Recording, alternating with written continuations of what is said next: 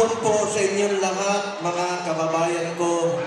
Pasensya na po kayo, medyo sumakit yung ngipin ko nung nakaraang 2 araw. Ginagamot pa rin po, namamaga. Naputol yung isa. Happy Women's Month po sa inyo lahat, sa ating mga lola, nanay, ate, mga tita.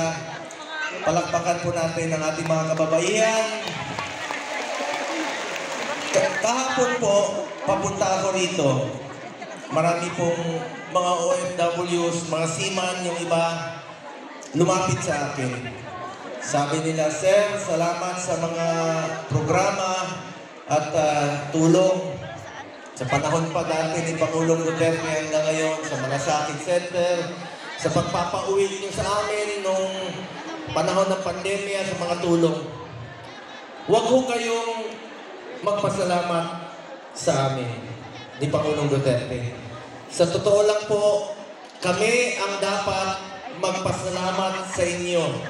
Dahil kami po isang probinsyano na binigyan niyo po ng pagkakataon na makapagserbisyo po sa inyo. Maraming salamat po sa inyo lahat. Mga OFWs, salamat po. Ang hirap po mapalayo sa pamilya. Hindi po nababayaran ang lungkot. Kailangan niyo pong magtrabaho rito.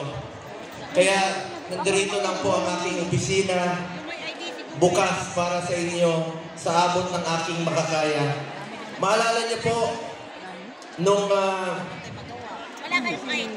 kampanya pa lang dito noon ni Pangulong Duterte, isa sa kanyang isinulong ay ang itong magkaroon kayo ng sariling departamento. Kaya, di ba, maalala niyo?